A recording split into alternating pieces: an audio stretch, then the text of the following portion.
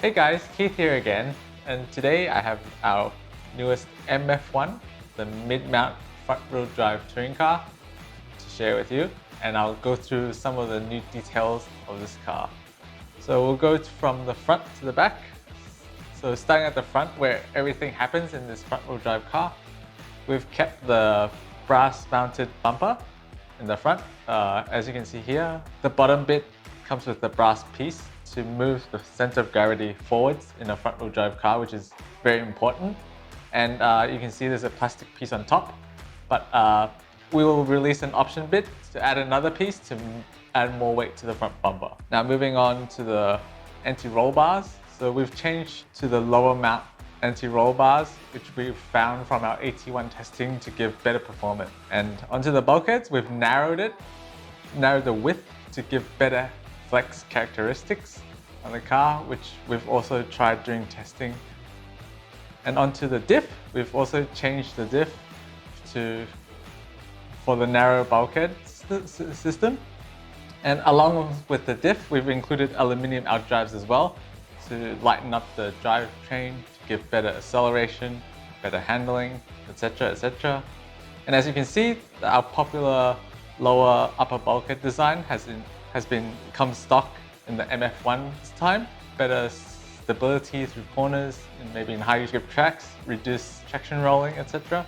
And also coming stock in our racing series cars are the double jointed shafts, so standard these days, and the body support C-hub system, which we've used for a long time now.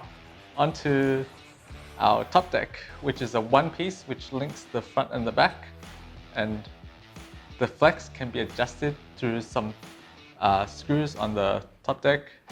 And the steering rack may seem new and different from our traditional steering racks. This is because we've changed the design so we can move everything forward whilst keeping the same Ackerman steering geometry. Onto the motor mount. So the motor mount is a brand new design for our front-wheel drive car, which moves the motor as close to the center line as possible, whilst being easy to adjust the gear mesh ratio as well.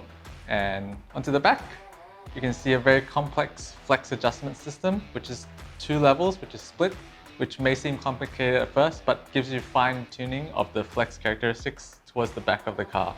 And you can spot this smaller T-mount, which you can change the rear flex as well, giving more steering or more rear grip, up to you. And for the suspension arms plastics, this time we've included all hard suspension bits, so you don't have to upgrade them yourself.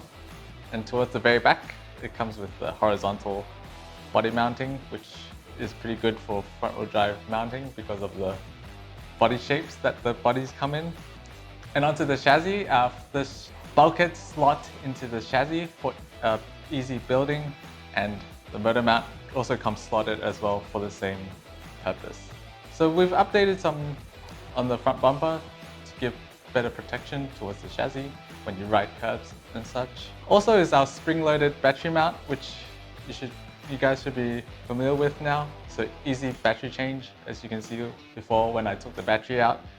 And the shocks are the long travel shocks, which have been an option part, but now will come standard in this MF1 kit. And that's it. Hope you guys get yours built soon and see you at the track. Thank you. See ya.